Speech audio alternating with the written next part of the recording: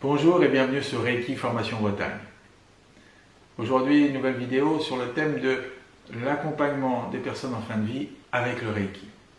Un sujet important et pour lesquels j'ai également beaucoup de questions.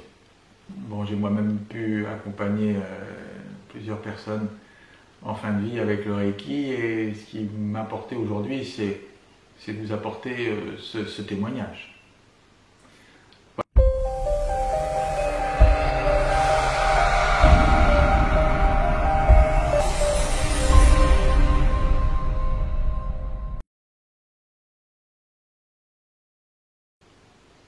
Alors, comment pratiquer le Reiki pour des personnes en fin de vie? Vous savez que le Reiki n'est pas une recette magique. Le Reiki, c'est l'art d'amener cette énergie universelle de vie à la personne pour que cette énergie universelle de vie rencontre son énergie interne afin de relancer l'harmonie pour cette personne, que ce soit au niveau physique, émotionnel, mental et spirituel. Et c'est peut-être ce spirituel-là qui va rentrer en ligne de compte pour cette pratique particulière de l'accompagnement des personnes en fin de vie.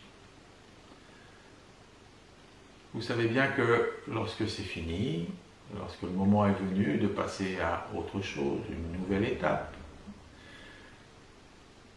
il n'y a rien qui va pouvoir changer les choses, même pas le Reiki. Et c'est tant mieux comme ça. Donc pour accompagner les personnes de fin de vie, il y a deux choses qui me semblent importantes. C'est d'abord, est-ce qu'on se sent capable émotionnellement de le faire? Parce que vous pensez bien que ça va aussi nous renvoyer nos doutes, nos craintes, nos peurs par rapport à la mort. Si c'est quelqu'un de très proche, ça va forcément nous bouleverser au niveau de nos sentiments. Donc est-ce que je me sens capable, avec le Reiki, d'accompagner cette personne en fin de vie? Et si c'est non, ne le faites pas, tout simplement. Et peut-être vous pourrez lui proposer une autre personne, un ami qui a également praticien de Reiki, ou peut-être une autre pratique. Il n'y a pas que le Reiki dans la vie. Donc n'oubliez pas, si vous ne sentez pas, ne le faites pas, pas de culpabilité, c'est juste pas le moment pour vous. Et si vous allez malgré tout, accompagner cette personne en fin de vie avec le Reiki et que vous ne le sentez pas, et que vous ne vous sentez pas à l'aise, et que peut-être vous allez vous faire submerger par les émotions, est-ce que vous pensez réellement que ça sera bon pour la personne? En toute humilité, je ne le pense pas. Par contre, si vous vous sentez le cœur de le faire, allez-y, car c'est un moment, franchement, un moment merveilleux. Oui, même quand on parle de mort, ça peut être merveilleux. Accompagner quelqu'un en fin de vie avec le Reiki, ça va lui apporter toute l'énergie dont il a besoin, peut-être. On pense toujours à l'énergie dans le côté action. Non, là, ça sera peut-être toute l'énergie, toute la sérénité, toute la paix dont il a besoin. Une personne en fin de vie, c'est une personne qui s'inquiète forcément, parce que qu'y a-t-il après à la mort? Ça, personne n'a la réponse. Qu'est-ce qui se passe après? Donc toujours ces questions existentielles qui n'ont peut-être pas été résolues par la personne, qui n'ont pas trouvé de solution, de réponse. Il y a aussi toute la douleur qu'on a à quitter les êtres chers, peut-être aussi toute l'inquiétude qu'on peut avoir à laisser ces gens sans nous, peut-être sans protection, si on avait ce rôle-là.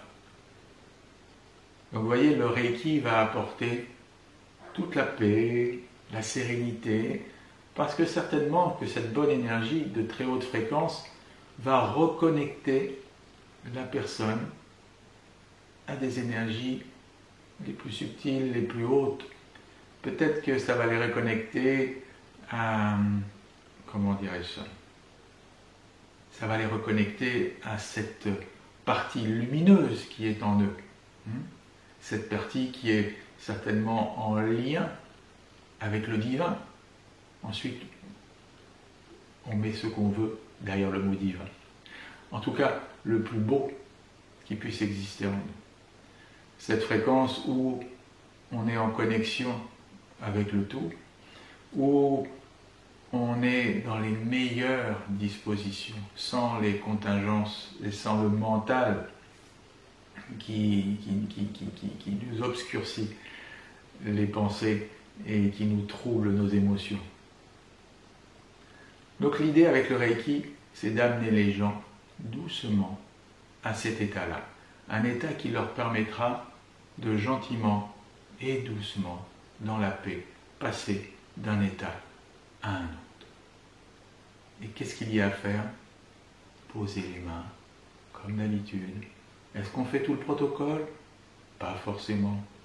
Juste poser la main dans sa main et donner du Reiki. Bien entendu, je ne l'ai pas précisé, mais toujours demander l'autorisation de la personne pour transmettre cette bonne énergie. La main dans la main, une main sur le cœur, une main sur l'épaule. Et avoir l'attitude bienveillante, le cœur ouvert. C'est bien se rendre compte pour nous que la vie fait partie de la mort et que c'est une étape. Et certainement que si on le sent comme ça sera beaucoup plus facile pour nous aussi de voir la personne s'en aller vers d'autres aventures. Donc en résumé, pour accompagner une personne avec le Reiki en fin de vie, s'assurer que vous êtes capable de le faire émotionnellement. Et surtout, pas de culpabilité si vous ne voulez pas. La bienveillance commence par nous-mêmes.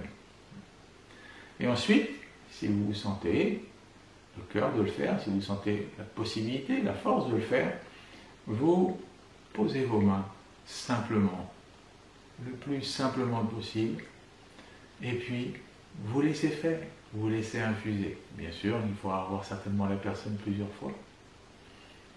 Et vous pourrez remercier pour ce moment réellement magique qu'il peut y avoir à accompagner une personne en fin de vie et la voir doucement, gentiment passer à une autre étape. Voilà, c'est pas un sujet léger, c'est à la fois beau, prenant, c'est vraiment une réelle aventure. En tout cas, je vous remercie d'avoir suivi cette vidéo et je vous rappelle de garder l'œil ouvert, de rester attentif, le bonheur est tout près de vous.